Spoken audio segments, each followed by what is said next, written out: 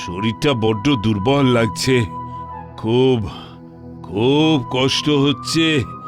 তার উপরে হিসেবের খাতায় খরচের বহর দেখে মাথা ব্যথা হয়ে গেল। ওমা, আপনার আবার কি হলো মহারাজ? আর বলো না মন্ত্রী, কালকে থেকে 7-8 বার ঘরে বাইরে হয়ে গেল। এদিকে রাজবৈদ্যও তো নেই। খুব মুশকিল। আচ্ছা পণ্ডিত, তুমি তোমার পাঁজিটা এনেছো? হ্যাঁ মহারাজ, এনেছি। একটু দাও তো। আর পাঁজি দেখে কাজ নেই মহারাজ। আগামী সপ্তাহেই ভগবান শ্রীকৃষ্ণের জন্মতিথি, জন্মাষ্টমী, তালের বড়া খাওয়ার দিন। আমার যা শরীর খারাপ, তাতে কতদূর কি করতে পারবো সেটাই তো বুঝতে পারছি না। সে না হয় ঠিক আছে, কিন্তু আপনার শরীর সুস্থ করার জন্য ওষুধ খেতে হবে তো মহারাজ। রাজবৈদ্য যে বিশেষ কাজে গিয়েছিল, সেখান থেকে আজকে রাতেই ফিরে আসবে। ওরে বাবা রে, আবার পেটটা গুড়গুড় করছে। আজ তোমাদের ছুটি। ওরে বাবা রে, ও ও ও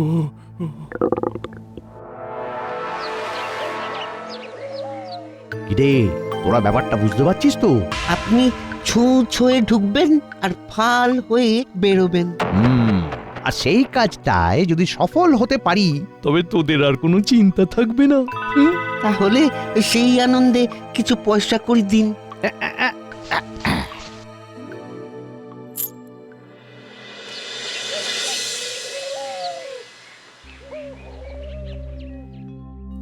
ও রানী, কি কষ্ট! আবার জ্বর চলে এলো। একই মহারাজ, আপনার পেটের সমস্যা মাথায় উঠে গেল? আর বলো না গোপাল, এই দুপুর থেকে আমার ধুম জ্বর। কই দেখি দেখি।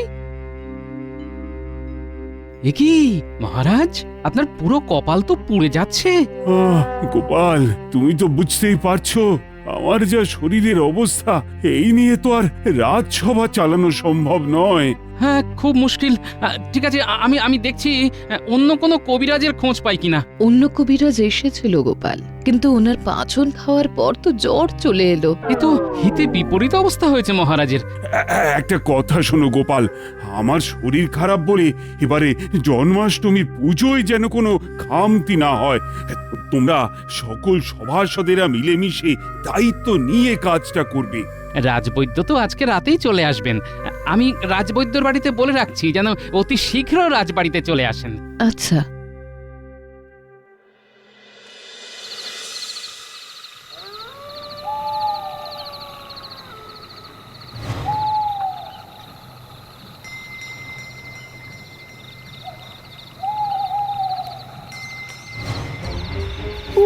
কখন থেকে দাঁড়িয়ে আছি, এত লোক চলে গেল, বৈদ্যর দেখা নেই। ওই তো রাজবৈদ্য। কু কু কু কু কু কু। হ্যাঁ, কি রে বাবা, ভাদ্র মাসে কোকিল ডাকছে, তাও আবার এই রাতের বেলা। কদিন কৃষ্ণনগরে ছিলাম না, তার মধ্যে এত পরিবর্তন।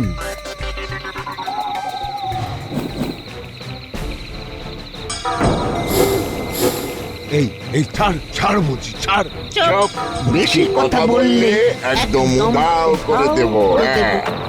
ওরে বাবা রে!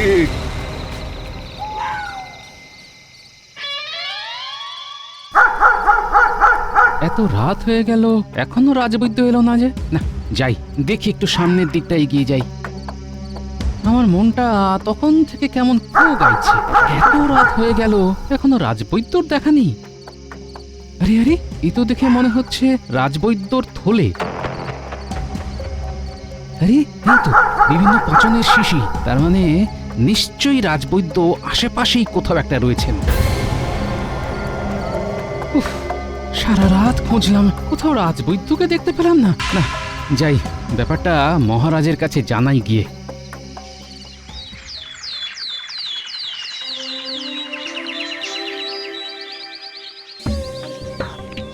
মহারাজ, মহারাজ!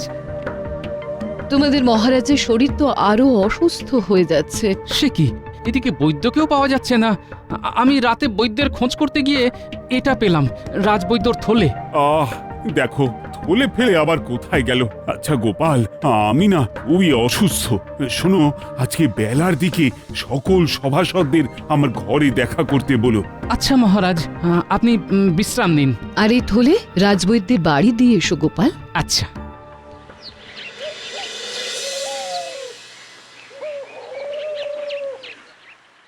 শোনো, তোমাদের উদ্দেশ্যে একটা কথা বলি। আমার শরীরের যা অবস্থা, তাতে কখন কি হয় সেটা তো আমি জানি না।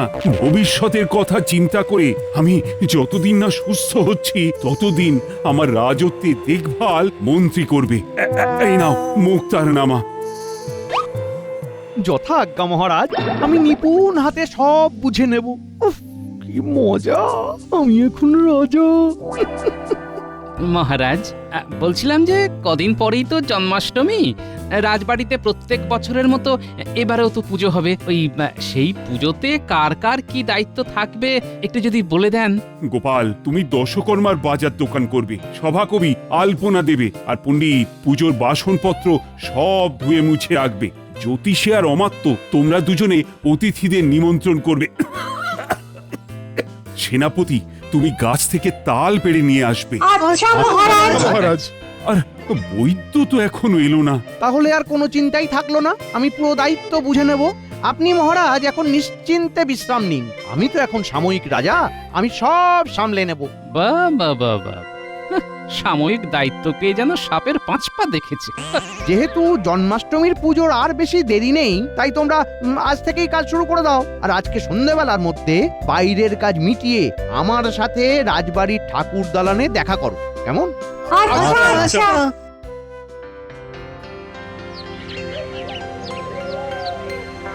শোনো, রাজবাড়ির শ্রীকৃষ্ণ পুজো বলে কথা, কোনো জিনিস যেন খারাপ না হয়। সেসব নিয়ে কোনো চিন্তা করবেন না গোপাল দাদা। এই সরা পইতে ধূপ ধুনো সব ভালো জিনিস দিয়েছি। কোনো একটা দ্রব্য খারাপ হলে আমি আমার নাম বদলে দেব গোপাল দাদা। আর রাজবাড়ির নাম ডুবে যাবে।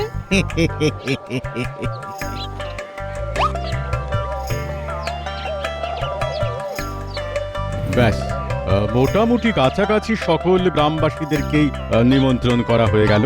আজকে সন্ধেবেলা মন্ত্রীমশাইকে এই তালিকা দেখিয়ে দেব।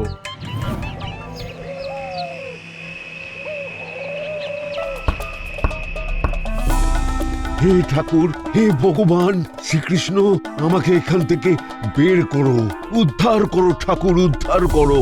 কি কুক্ষণে যে এই জঙ্গলের রাস্তা দিয়ে ফিরতে গেলাম কে জানে।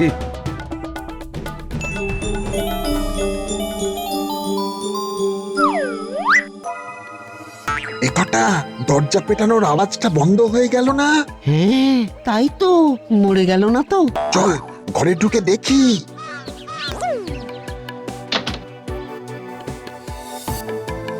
কোথায় রাজবৈদ্য, কোথায়? এই পালিয়ে গেল, পালিয়ে গেল। ধর ধর ধর ধর। দূর দূর, ওদের দিয়ে যদি একটা কাজ ঠিক করে হয় তাহলেই হয়েছে। জলজ্যান্ত মানুষটা ঘর থেকে পালিয়ে গেল। আমরা বুঝতে পারিনি মন্ত্রী মশাই আমাদের এভাবে ধাপ্পা দিয়ে পালাবে। এবার তো মহারাজের কাছে গিয়ে সব গড় গড় করে বলে দিক, মহারাজকে ওষুধ দিক, আর আমার সব পরিকল্পনা চৌপাট হয়ে যাক। আপনি আগে আগেই সব ভেবে নিয়েছেন। আমরা তো মুখ ঢেকেই ছিলাম। বৈদ্য সেইভাবে কিছু বুঝতে পারেনি আমরা কে বা কারা। আর এখন তো আপনি মহারাজ, মহারাজের ঘরে বৈদ্যকে ঢুকতেই দেবেন না। আর যদি মহারাজের জন্য কোনো পথ্য নিয়ে আসে তাহলে সেটা পাল্টে দেবেন।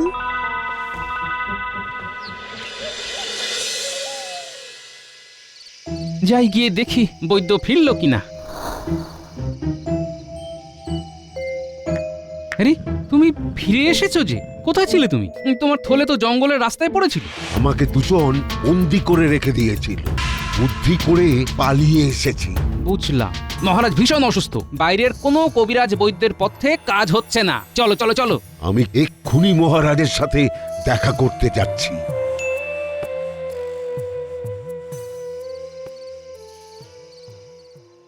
কই দেখি গোপাল, তুমি কিরকম দশকর্মার বাজার করেছো? কি গোপাল, এক একটা পাটকাঠি এক এক মাপের কেন? কোনোটা একটু সরু, কোনোটা একটু মোটা। আগে পাটকাঠি তো এরকমই হয় মন্ত্রী মশাই। না না না, আমি ভেবেছিলাম সব কটা পাটকাঠি সমান মাপের হবে। যাও, তোমার চাকরি গেল। কালকে থেকে তুমি আর এই রাজবাড়ির সভাসদ নও, কেমন? এ কি কথা বলছেন মন্ত্রী মশাই? আমার চাকরি কেড়ে নেওয়ার আপনি কে? হ্যাঁ, এখন আমি রাজা। বেরিয়ে যাও। এ কি সেনাপতি, একটা তাল ছোট একটা বড়। বেরিয়ে যাও রাজবাড়ি থেকে, আজ থেকে তোমারও চাকরি শেষ। আমরা আমাদের কাজ করেছি মন্ত্রী মশাই, সকল গ্রামবাসীকে নিমন্ত্রণ করেছি। এই দেখুন তালিকা।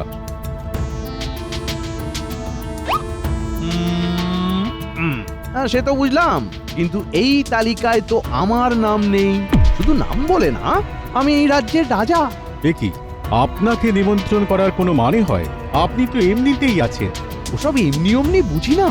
তোমাদেরও চাকরি গেল। শুধু তাই নয়, আমি আর কোনো পুরনো অপদার্থ রাজসভাসদদের নিয়ে কাজ করতে পারবো না। তোমাদের সবার ছুটি।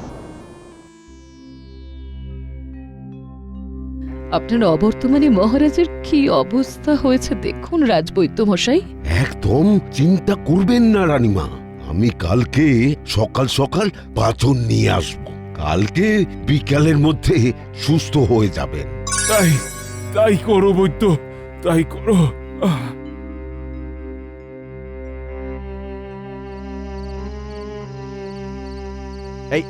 একই বৈদ্য, তুমি বিনা অনুমতিতে কোথায় গিয়েছিলে? মহারাজের সাথে দেখা করবার জন্য আবার কিসের অনুমতি লাগবে? উনি অসুস্থ, তাই দেখতে গেছিলাম। কালকে সকালে পাচন বানিয়ে নিয়ে আসবো, আর বিকেলের মধ্যে সেরে উঠবেন। উনি এখন প্রাক্তন মহারাজ। ওনার অসুস্থতা চলাকালীন এই রাজ্যের রাজা আমি। কালকে সকালে পাচন আমার হাতে আমার বাড়িতে দেবে। হ্যাঁ, আমি নিজের হাতে মহারাজকে খাওয়াবো। আচ্ছা, ঠিক আছে।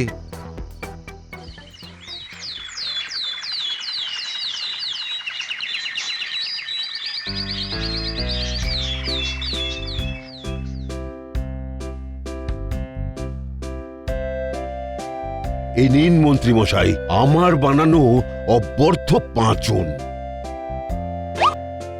ঠিক আছে, ঠিক আছে। যদি মহারাজের রোগ না সারে, আমি তোমাকে রাজসভা থেকে তাড়িয়ে দেবো বৈদ্য। না না না না না না, সারবে সারবে। বেশ, তুমি এখন এসো। এইবার পাঁচনটা বদলে ফেলতে হবে। মহারাজকে সুস্থ হতে দেওয়া যাবে না। যতদিন অসুস্থ ততদিনই আমি রাজা।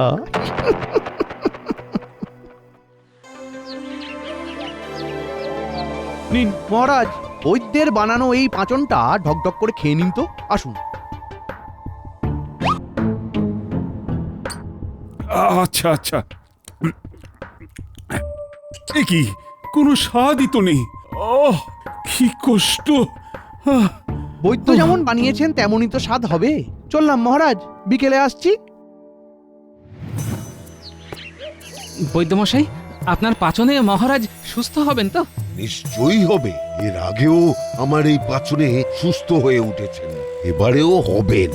মহারাজের জ্বরটা একবার গা থেকে নামলেই সুস্থ হয়ে উঠবেন। জন্মাষ্টমীর আগে মহারাজের সুস্থ হয়ে ওঠা খুব দরকার। মন্ত্রীমশাই ক্ষমতা পেয়ে আমাদের সবার চাকরি খেয়েছেন। এবার আমার দেওয়া পাচনে মহারাজ সুস্থ না হলে আমার চাকরিও খাবেন। তুমি নিজে হাতে মহারাজকে পাচন দিয়ে এসেছো তো? তাহলে তো ভালোই হতো।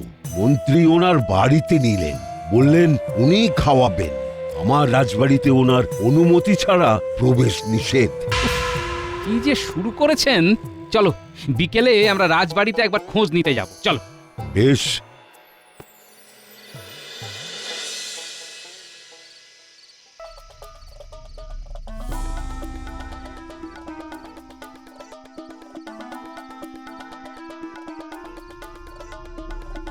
একই বৈদ্য আর গোপাল, তোমরা আবার এখানে এসেছো কেন? মহারাজের খোঁজ নিতে এলাম। তোমার পাচনে কাজ হয়নি বৈদ্য, তোমার রাজসভার চাকরি শেষ। না না, এ হতে পারে না। এটাই হয়েছে। বেরিয়ে যাও।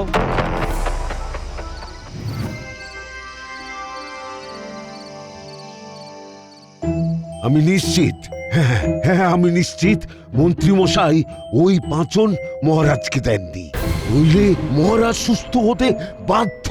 আমরা রাজবাড়িতে ঢুকতে পারবো না। এদিকে পাঁচনও খাওয়াতে হবে।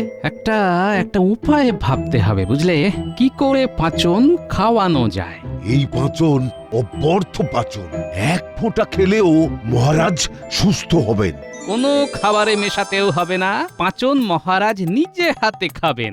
এর জন্য চাই একটা বই আর একজন লেখক। লেখক তো আমাদের কবি আছে। শোনো, তুমি তোমার জড়িবুটি গুঁড়ো করে আমার কাছে নিয়ে এসো, আমি কবির সাথে কথা বলে বাকি ব্যবস্থা করছি। আচ্ছা,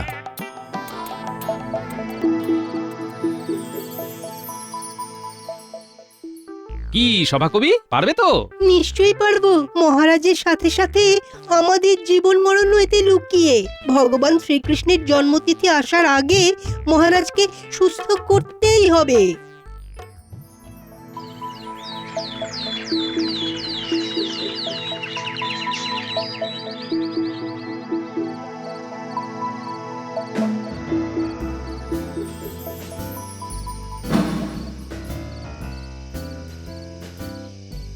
একি সভাকবি, আপনি কি করছেন? আমি মহারাজের সাথে দেখা করতে এলাম। মহারাজের তো মরমর অবস্থা, তাই ওনাকে শেষকালে কিছু কবিতা শোনাবো। রাজবাড়ি ঢোকা নিষেধ, মন্ত্রী মশাই বলে দিয়েছেন। ঠিক আছে, তাহলে মহারাজকে বলো এই বইটা যেন উনি নিজে মানে বুঝে পড়েন। ওনার যা অবস্থা, উনি তো আর থাকবেন না, তাই ওনার জন্য এই শেষ উপহার। বেশ,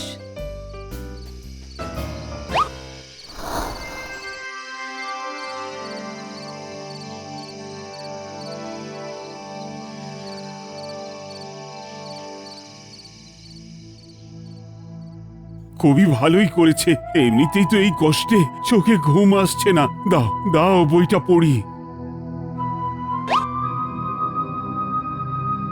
আমাদের রাজ্য স্বর্গরাজ্য, কৃষ্ণনগর নাম, মহারাজা কৃষ্ণচন্দ্রের এই রাজ্যেই ধাম।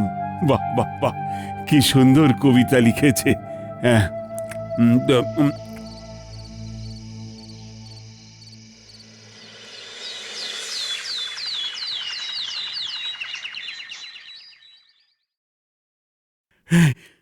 ও রানী, রানী,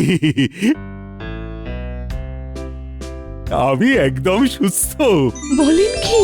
হ্যাঁ রানী, একটু জ্বর জ্বালা কষ্ট কিচ্ছু নেই। একই শুয়ে পড়ুন মহারাজ। আমি এখন সম্পূর্ণ সুস্থ। কি করে? এই তো কালকেও অসুস্থ ছিলেন। হ্যাঁ, এখন আমি সুস্থ। তার মানে এখন থেকে আমি আবার রাজা। তুমি যাদের যাদের চাকরি থেকে বরখাস্ত করেছো সবাইকে এক্ষুনি রাজসভায় ডাকো। এই মাটি করেছে, কিন্তু কোনো কিন্তু না। সবই প্রভু কৃষ্ণের আশীর্বাদ। প্রভু তুমি আছো প্রভু। দূর দূর, ভাল লাগে না। কত পরিকল্পনা, সব চলে। দূর। মহারাজ, আমি জানতাম আপনি সুস্থ হবেন। আপনি কাল কবির দেওয়া বইটা পড়েছেন তো? হ্যাঁ। হ্যাঁ, সবই ওই বইয়ের লীলা। মানে? মানে ওই বইয়ের প্রত্যেক পাতায় পাতায় বৈদ্যের বানানো পাঁচনের জড়িবুটির গুঁড়ো মিশিয়ে দিয়েছিলাম। আপনি তো বই পড়ার সময় থুতু দিয়ে পাতা উল্টান। এটা আমার একটা মুদ্রা দোষ। ওই দোষী গুণ হয়ে গেছে মহারাজ। কিন্তু আমাকে যে মন্ত্রী বৈদ্যের দেওয়া পাঁচন খাওয়ালো, কই তাতে তো সারলো না। উনি আদৌ আমার দেওয়া পাঁচন দিয়েছেন কিনা সন্দেহ, কারণ আপনি সুস্থ না হলে তো উনি রাজা থেকে যেতেন আর এভাবে সকলের ওপর অত্যাচার করতেন। সাবাস গোপাল, তোমার কি বুদ্ধি। শোনো মন্ত্রী, তোমাকে অনেক শাস্তি দিয়েছি, এবারে আর দেব না। আগামীকাল তো জন্মাষ্টমী। হ্যাঁ, এবারে জন্মাষ্টমীতে রাজবাড়িতে ভোগ রান্না হবে, লোকজন পাত পেড়ে খাবে, আর তারপরে তুমি সমস্ত বাসন পরিষ্কার করবে। আর গোপাল সেই সব তদারকি করবে। এটা উচিত না। আমি বুঝবো কোনটা উচিত আর কোনটা অনুচিত। তুমি আমার অসুস্থতার সময় সকলের সাথে যে দুর্ব্যবহার করেছো, এটাই তোমার শাস্তি। তোর প্রত্যেকবার গোপালের জন্য আমি ফেঁসে যাই।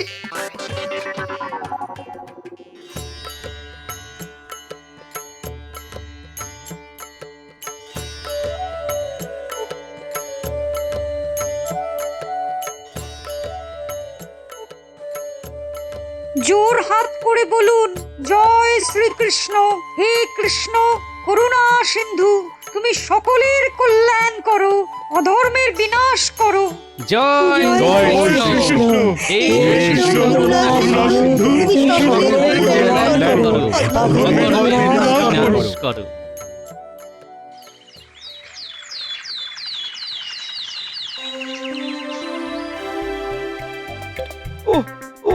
দূর দূর দূর, ইস, এক যা যা যা, পুরো জীবনটা কালি হয়ে গেল।